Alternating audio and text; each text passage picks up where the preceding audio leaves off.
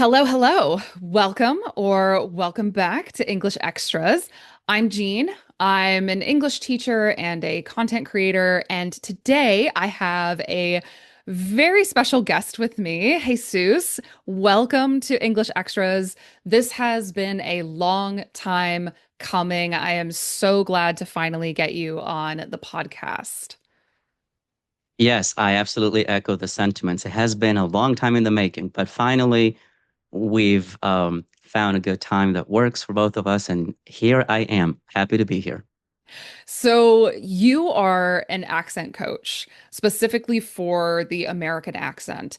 It's quite an interesting job to have, especially because you are not a native English speaker, but you are mistaken for a native English speaker all the time because your accent is so good. So, before we dive into your tips and tricks for accent reduction and training, can you give us a little bit of your background and how you got to where you are now?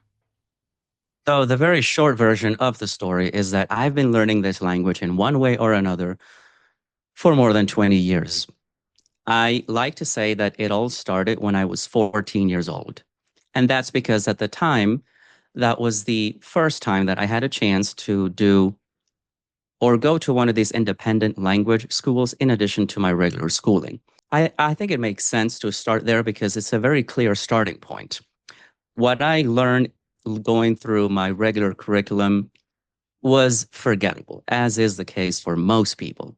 This is what really starts a before and after moment in my language learning journey. And so basically that starts there. And you fast forward all these years, there's been a lot of self-learning involved. And the interest in accent training actually started at 18. That's another story in and of itself, but I've been refining this accent since 2008, and that would be around 18 years at this point. And I think this is where I can actually start getting into the meat of the topic today, which is giving you and your audience a blueprint for what an American accent sounds like. I like to start with a foundational notion here, and that is this idea that I'm not coming up with on my own. I'm actually just borrowing this from Dr. David Allen Stern. Some of you might have heard about him. He is Well, he's been in the accent coaching business for decades. And he has this term called mid-tongue muscularity. There are other ways to refer to this, but this is what I really want you to take away. All accents exist in what we can call an ecosystem.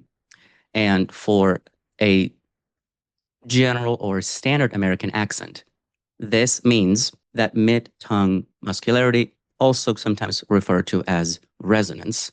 And this is something that takes some takes some thinking to really grasp, because this is not an individual sound or an articulator.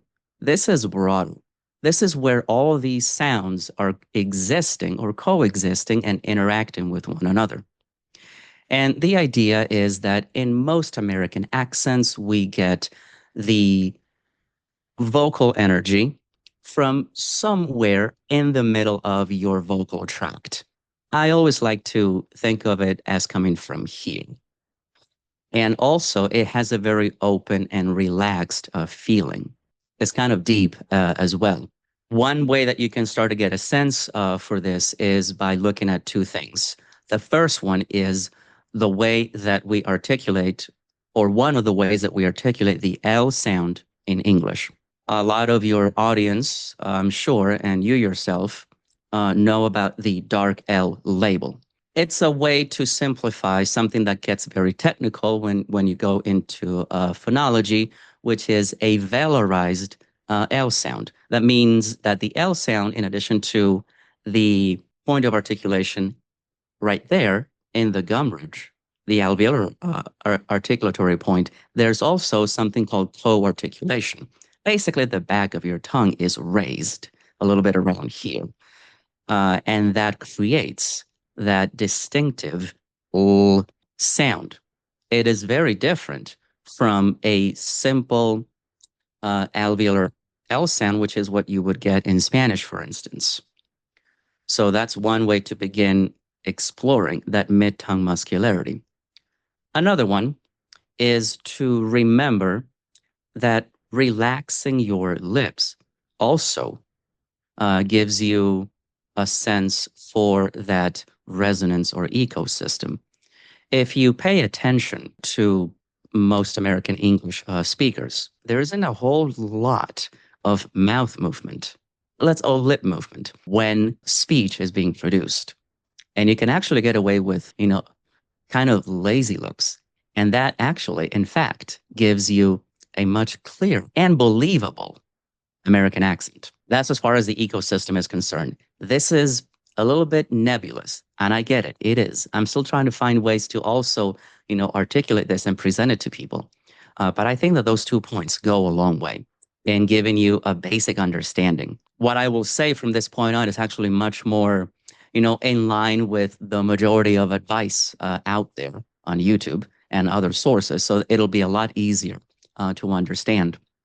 Before I do that, though, couple things. Avoid the trap of over-articulating every letter or every sound represented by letters. This goes hand in hand with what I just said about relaxing your lips in order to hit that American resonance or muscularity.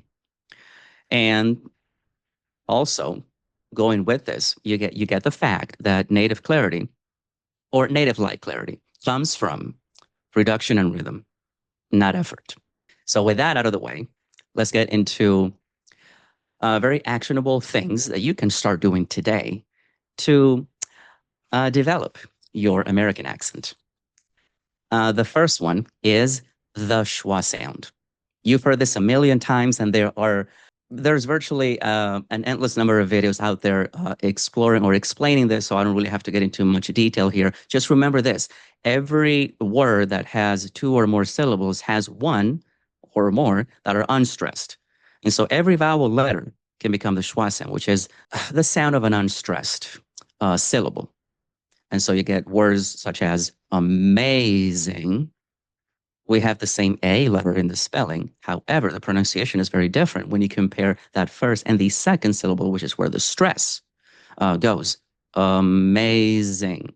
It's always good to gesture with your hands to get a feel for that rhythmic pattern of English. And then the word president. I'm pronouncing it very slowly and carefully now, so you really hear that. But there we have 2 schwas. President. In fact, one way to think of schwa is as a grunt. And very often, in some words, we are dropping it completely, which is why you get a phenomenon such as family sounding the way that it does. But it is possible to not drop the schwa sound and get family. It's more unusual, but you can still find it. But what most people do is just drop that second syllable completely, and you get family. All right, number 2, the flap T sound. The classic example, and it will never get old, is the word water. It'll never get old. But it really is exhibit A of what happens there. You have a T sound in an unstressed syllable position, and for ease of articulation, we make it really fast. Or you simplify it. Da, da, da, da, da. If you speak Spanish, you have a bit of an advantage because it is virtually the same sound that is represented by a single R letter. They're not totally identical, but basically you can just substitute it for that and you get it. And then the words better and city, for instance. Remember this, we only do this when we are talking about unstressed syllables. If you compare words such as attic, A-T-T-I-C, or an attack, in the word attack, we pronounce that T sound fully because it is in a stressed syllable position. Number 3, thought groups and linking, word connections. So remember, there are many scenarios in which we link words together. I'm not going to get into that here today, but remember the following. When we speak, we break up our speech in chunks or segments. And within those chunks or segments, that's where linking occurs. The examples I have here today are only about connecting a final consonant sound to an initial vowel sound in the following word. And so you get an apple or the phrase get it. Number 4, intonation, but specifically about pitch drop. We use pitch accent in English. The difference here, to oversimplify things, is that intonation refers to the way the voice goes up and down over a stream of speech. The pitch accent comes into play when we talk about individual syllables within words. And so there's always a contrast present. One way to also think about an American accent in terms of pitch accent is that the basic structure is are steps ups and steps down, that marked difference, in the pitch. The classic example that I think of all the time is the word present or present. In that word, the stress creates a difference in meaning. For pitch drop here, what I want to just focus on is the fact that in declarative statements, sentences, we lower the voice on the final syllable of the final word, as in, I'm going to the store, or that sounds great. And finally, the American R sound. I leave it last because you can acquire a believable American accent and have something that we sometimes call non-rhoticity. You're going to find it. They exist. Non-rhotic American accents. They break the mold. They really do. And they strike you when you hear them. But basically, just to reiterate a lot of the advice out there, R is a sound that in English does not require a contact between the tongue and other articulators in your mouth. The tongue pulls back and bunches in the middle. So car or words such as rock, especially in an initial position, you really get that retroflex tongue movement. Less so at the end of a word. And also the word word. Word. You really hear it there. That will do it for my 5 bullet points. My biggest question, or my first question, is going to be about expectations for progress, because probably the most common pain point for my audience is wanting to progress quickly and also progressing at all. There's a lot of frustration, a lot of people saying, I'm not progressing. I've been doing it for 6 months, for a year, but I want my audience to have a clear understanding of what to expect. What would progress look like, and how quickly can they expect to make progress? It's always very difficult to quantify something like this. Even in my own experience, I've never really bothered to quantify how long this has taken for me to accomplish. What I would say to your audience is this: the very first thing is to expect that you are going to feel uncomfortable adopting these changes, making them habits. I think from a psychological standpoint, that discomfort is one of the first things that you should embrace or accept. That was something that I had to do, come to the realization that, this feels weird and awkward, and it should, because this is not the way that my other language works. And so beginning with that, I feel, is fundamental. Deal with that discomfort, that feeling of, that uncomfortableness. And then I think that gives you, a good starting point. Beyond that, if in order to, I'm not exactly sure how to quantify something like this, again, just to be perfectly, transparent, but I feel that after you have that initial awareness, progress is going to come in the form of small realizations or a convergence of small victories. Let's say that you really want to focus, and this would be my recommendation, on unstressing or really reducing those unstressed vowels, syllables within words. A small victory would be noticing that this happens.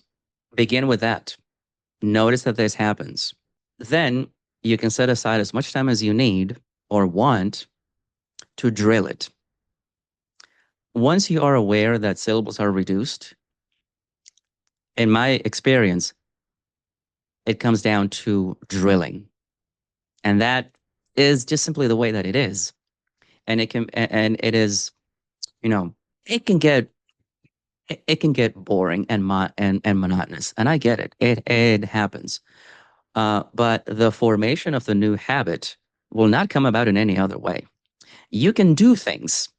You can do things to make it more enjoyable, or to find different sources of motivation. But I believe, as you yourself have touched on before, motivation only takes you so far.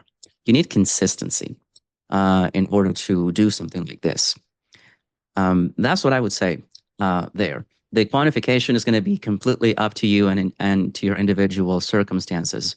It may take more time than my experience may take less time. My inclination is to say that now or nowadays, this takes way less time than it did, back in the day. You have an overabundance of resources now. I did not have that luxury. Such a good point. Yes, such a good point. Now is a fantastic time to learn any language, but especially English because of the bountiful resources available. So it sounds like, to kind of recap what you said, if you are feeling uncomfortable, you're going in the right direction because you're moving away from what you know is your first language and the sound system of your first language. So if you're feeling uncomfortable, if it feels weird, you're headed in the right direction. And that, yeah, something when it comes to sounds and accents, it is difficult to quantify. Like, how do you put it into numbers? What would you what would you say to recording yourself for the purpose of tracking your progress? I feel that is definitely, I feel that there's a place for that. I didn't do, I didn't do much of that, at least initially. I was more open to the idea later on in my journey. But even then, I still had that reluctance to do it. And I get it. It's a very common experience to be shocked by how different your voice sounds in your head because of biology, as opposed to listening to it on a recording. I'm gonna say yes, do it. But in order to make it really useful, you have to have someone who can review it and, point out some things that you are probably not going to pick up on your own. That's what I would say about that. I feel that you really need to have that feedback element, and it's really hard to give feedback on yourself, you know, in a meaningful way. Absolutely. Like when it comes to accent, you have to have the ear for it, which is Yes. one reason why prioritizing listening can really help you with improving your accent and your overall pronunciation, because you can start to develop an ear for it. But if you're not quite there yet, then yes, this is something I'll say to everyone, that if you're looking for somebody who can review it, Jesus is your guy. Shameless plug Sure. indirectly. Yes. No, absolutely. I believe I have the expertise, to do something like that. I want to, bring this up real quick before I forget, and that is just to give your audience some more food for thought here, because a lot of the time when we use the terms accent and pronunciation, we're using them interchangeably, and we can do that. A lot of the time for a non-specialist audience, there's no need to differentiate between the two, but there is a difference that at least linguists make when they talk about accents. And I want to take this here real quick from the Dictionary of Linguistics and Phonetics. by David Crystal and Alan Yu in its seventh edition. On page 3, you're going to find a definition of an accent, which is quite technical, but I believe that we can break it down here very simply. You see, an accent is the cumulative auditory effect of those features of pronunciation which identify where a person is from regionally and socially. The point is that an accent comes down to the effect that different pronunciation features bundled together have on your listener.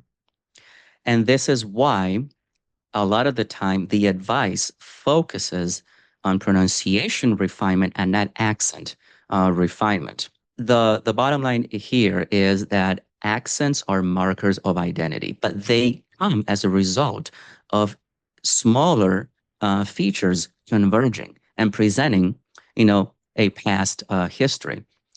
A lot of the time we think about regional accents, and there's a reason, for that. When you have the presence of different characteristics, you can have a pretty good guess as to where someone came from. It gets more difficult, I believe, socially speaking, because it depends on, let's say, how common it is to speak about social strata in your native culture.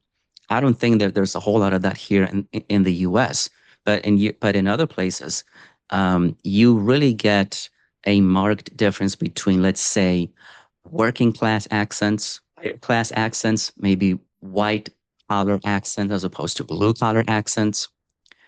But yes, think mostly of the accent as the effect that your pronunciation is having on your listeners' perception, as when it comes to guessing where someone can be from.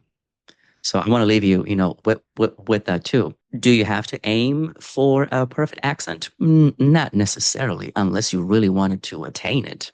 And I believe it is possible to do it. But just be aware that, if you really want to get to the science of it, this is what you would get, from you as a very reliable source. Here, we mostly focus on pronunciation refinement. The accent, can come along as a result or as a result of additional, work.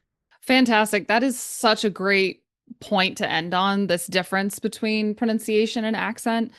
So thank you so much for laying that out for everybody, because that really is an important difference that not everybody is aware of. You're right. We tend to use them interchangeably. So, well, thank you so, so much for being here today, for joining us here, for sharing your expertise with us. I want to encourage everybody to check out Jesus's YouTube channel, which will be linked down in the description. Jesus, do you have anything else that you would like to let the audience know before we go? Continue to practice your English, every day. I know that this channel's focus is on general English proficiency. So I would just encourage you to continue practicing, making daily habit stacking, as they call it these days. I hope that you enjoyed everything that I said here today. And just ruminate these things. I think that there's great value here for you. Absolutely. I 100% agree. Well, thank you, Jesus, again. And hopefully we will have you back on at some point in the future. Absolutely. I'm looking forward to that. All right, everyone. Have a good day, and we'll see you later. See Bye you bye. next time. Bye.